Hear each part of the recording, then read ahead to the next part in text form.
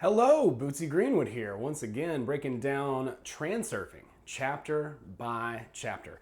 And we're really getting into the thick stuff now, man. I tell you what, it's simple, but not really, we're talking about the heart and the mind now, okay? So we've talked a little bit about these concepts, and this particular chapter is just really, really, really good and in-depth. So I'm going to do my best here. Feel free to ask any questions. I will address them as best I possibly can. So when we become our most authentic selves, we are the purest expression of the divine that we truly are. So the first sort of idea is this, that our heart has a shape, okay? It has its own idea of what it wants to do while it's here in this world, this place that we are all playing this game. And what we want to do is we want to link our heart with our mind. And when we do that, that allows our heart to give its most authentic expression and to bring about the joys of the world that it personally resonates with, okay? And also your mind will too. He says, when we've identified our goal, or when we are working toward something that resonates with us truly, both hemispheres of the brain, then our heart leaps with joy and our mind rubs its hands with glee. I just think of Monty Burns, but we're using both hemispheres, right? So in the Western idea, we're really using that. We're really reliant on the third eye model, the crinkle of the eyebrow and all this effort. Whereas in the East, the focus generally tends to be more on the heart. Now, we want to bring these two worlds together, and that allows outer intention to bring us to exactly where we want to be relatively effortlessly, right? As long as we don't fight it, then it's pretty effortless. So a lot of times, I think what we do in the West is we sacrifice really hard the feminine. So we are putting our soul in a box, Vadim says. And this is very often, it's like if you take a kid to a store, and you're like, come on, kiddo, let's go. And you're shopping, I want this toy, I want that toy. And you're like, no, we can't have that toy because we can't afford that toy. Or we can't have that toy because that's just not, that's not for you, But you really resonate with it in your heart. Well, it probably is for you. You're just not allowing yourself to have. And part of this process, to get to the point where we can allow ourselves to have, comes back to slides and working on that, systematically repairing our filter, our view of the world. And that takes a lot of conscious effort and practice, and that's okay. But when we get to the point where we can start to link our heart and our mind together, now we're really cooking with hot flames. I don't know. I was trying to think of something unique, We're really cooking with salad dressing. No.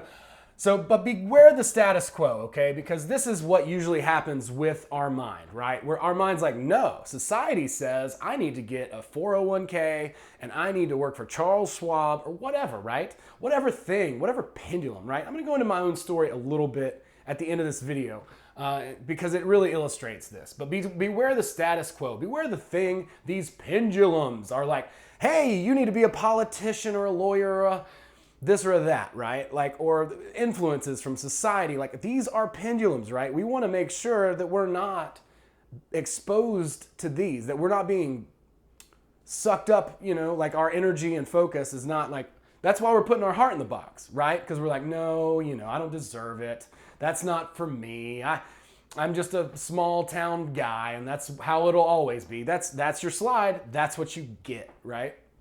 Whereas if you allow your heart to have its fullest expression, and then you use your mind to visualize that, and you agree with it, well, now the wind of outer intention is going to catch the heart of the sail and start to carry you in that direction. That's what the sailboat's for.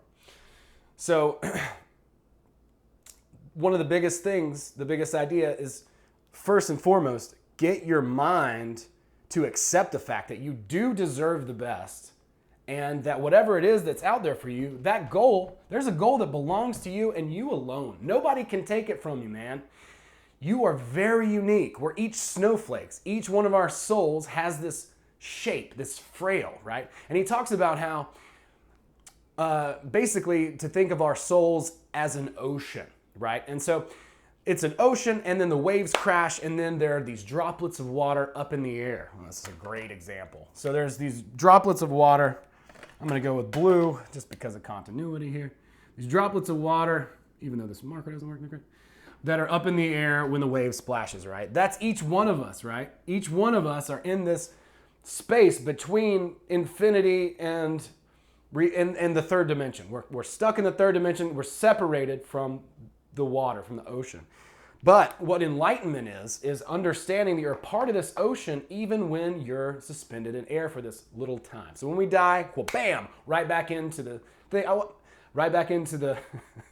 I watched a bunch of NDE videos yesterday, so I'm like super stoked about this idea. But so then we just meld back into the ocean, right? So there's no reason not to give yourself exactly what you want in this life. You do deserve the best. There's a goal that belongs to you that perfectly matches the shape of your soul.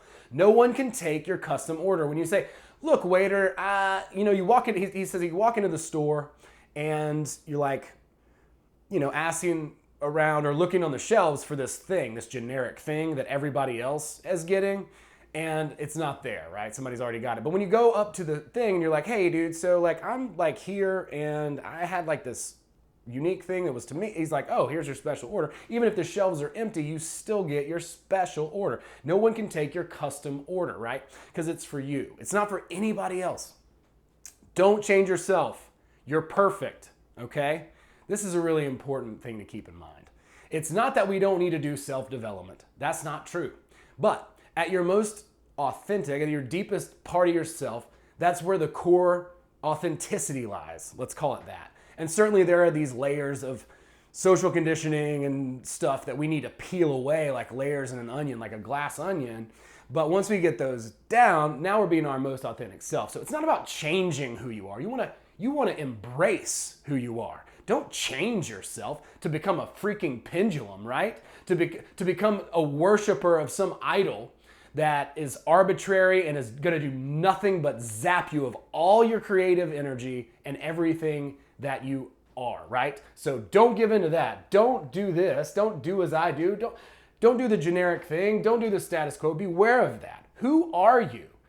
That is the biggest question. Start exploring that. Give your soul the toy. When we're walking around, hey, oh, you want that little? Okay, you get that, and then allow it. Allow it to be okay, right? So, little battery switch there. So I like this personally. I didn't talk a lot about the amalgam on the last video, even though it's mentioned in the slides chapter. The amalgam is basically just a mantra, right? So there's the slide, which is this, visual image that you can visualize. And then there's also, other things like in self-help, they would say this is what is it? You say the thing that you want to, I can't remember what they call it. Anyways, you guys are all thinking it. You're like, oh, so you're frustrating me. Anyway, it's to my advantage, right? So the idea is that anytime something happens, whether it seems beneficial or not, right? Then you say, it's to my advantage. And then you believe that. And then you begin to go up and up and up and closer to your goal. Because when you start to doubt, you create forces here. And when you want it too much, you also create these forces that are going to push you away from where you want to go. Let's say this is your goal over here. Beautiful goal. But now you want the wind of outer intention to take you there. But whenever you are drumming up all this excess potential, the winds over here start to fight against you. So, the idea is to take your rudder, which is your will, and then guide your ship with that, with the least amount of with the least amount of importance or excess potential, and outer intention will take you to your goal. One thing he also talks about in this chapter, and I think this is absolute gold, whenever you are successful, there's a tendency as human beings, there's a saying that pride goes before a fall. I don't know if any of you have heard that. I think it's from the Bible, but the idea is this. pride goes before a fall. I think it has to do with King David, King Solomon originally, whatever. But it's true. You see it all the time. People who are arrogant, people who think they're better. Listen, you're a visitor here. You're a guest on this planet. It's not yours. Even if you can use this model, it doesn't make you better than anybody, and it doesn't give you any right to judge anybody or use this as a weapon against them. Not that you could, because honestly, you're just going to get slapped in the face if you try to do that, okay? And one thing that can happen, though, when we start to do this kind of stuff, right, is we might, instead of attributing what we've done as success to ourselves, we might instead have a guardian angel that we know is looking out for us all the time, and that's why everything happens to my advantage, because my angel is, he knows better than I do. Like, I don't live in the fourth, fifth dimension. I don't know what's going on out there. This guy does, and if we acknowledge him, and if we create him in our imagination, Vadim says he exists. It's a great thing to attribute to, whether or not you actually believe in it, because then you can give the credit and the glory away, and that doesn't create more excess potential, you guessed it, and just blow your ship away. So that's the idea of the guardian angel. I really like that. I find it very useful because, we can all take too much credit sometimes. And it's not about giving yourself credit. You have to take the steps. But if you know that you're co-creating and you're part of a bigger process, then you shouldn't, feel like an arrogant, pious type of person who can manifest all this stuff. And that makes me better than you or something stupid. Anybody can use this. This is a very usable and applicable model for all human beings. And absolutely, if you get a little bit too high on your horse, you can expect a slap on the nose or whatever he calls it in the book. So remember, beware the status quo, ignore the pendulum rule, which is do as I do, and allow yourself to be exactly as you are and everyone else to be exactly as they are, right? Allow the script and the circumstances in our reality to be exactly as it is, and visualize your slide. Take steps toward it. Give your soul its toy, and try and bring these worlds together, the mind and the heart. So I said I would briefly touch on my story, so I'm going to do that a little bit here. Really not a big deal. I'm just a regular guy. I live in Georgia, and I'll say this, I'm just now sort of starting to navigate towards my goal. And it's taken me my entire life because I have ignored the signs. I've ignored my heart up until now. When I was a kid, I wanted one thing. I wanted to be a cast member on Saturday Night Live when I was really, really young, right? I don't live in some delusional world where I think I'm going to be a cast member on Saturday Night Live now, so let me just go ahead and address that. However, this is the cool thing about transurfing. So throughout my entire life, I was like, oh no, I'll be an athlete, even though I'm clearly not. But these pendulums, right? Like I'm going to college, I'm going to be a wilderness instructor or a raft guide, and those things were cool. I got to do a lot of really cool stuff and work in production and do all these kind of things. But had I navigated clearly at a young age to where my goal was and still is, frankly, like my heart is my heart. It hasn't changed. It still wants to perform. And so I'm doing improv and I'm doing stand-up comedy now. But I'm really new to it, and I don't expect a whole lot really to happen other than just having fun with it, building a community. And we've had a lot of really interesting things happen, as I'm sure you can imagine. But anyway, the idea is this, that for all those years, I ignored my true north. And I said, oh, I'll be a musician. I'll be an athlete. I'll go to college and try to play football and then quit. And then, and on and on and on and on. And it's like, look, man, your whole life, your heart was like, look, you want to play. You want to be a part of some sort of a show, right? An entertainment kind of thing. So that's what I'm starting to do more and more and more and more with my time. And I don't really know exactly where my goal leads, but that's where the cool part of transurfing comes in, is because So I'm sure I could have navigated that from a very young age. I had the resources and all of that kind of stuff when I was young. If I would have said, okay, this is what I'm going to do, and I could have been, a successful person in sketch or whatever, had I been very determined and focused on that path. Well, instead, pendulums, pendulums, pendulums, pendulums. I never gave my heart its toy. But now that I'm giving my heart its toy, my reality, or sort of end goal, I won't say it's an end goal, but my end goal, sure, we'll say, can be better than anything I could have ever imagined as I'm dreaming it up, right? So who knows what happens? We started our own show called Behind the Dial. It's a podcast last year, and it has a lot of sketch stuff. We feature comics, we feature musical guests as well. It's a really cool, fun sort of variety show podcast. If you want to check that out, please do. Behind the Dial podcast.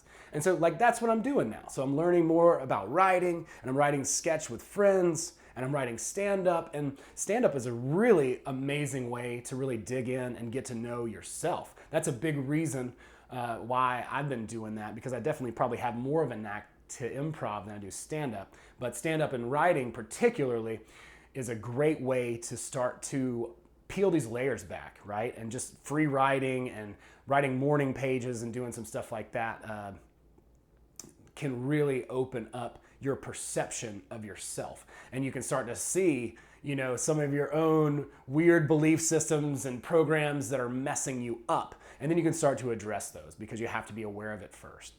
So that's just a little bit about my story. I've been working in production for a long time. I love, shows and programs and things like that. I love making them. That's where my heart is. And I like performing as well. So these two worlds are starting to come together. I'm new to the performance side because it's not something that I gave myself license to do when I was younger, but I'm having so much fun. I'm learning a lot, I'm meeting new people, and we're putting together some really cool content.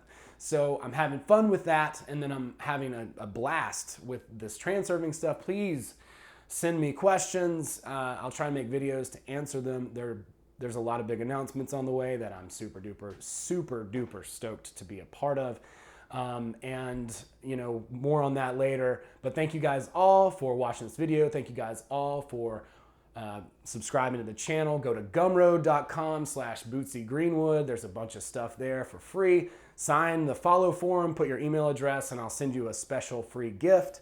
And you can also support me on patreon.com/Bootsy Greenwood. Take care. Thank you so much, and I'll see you next time.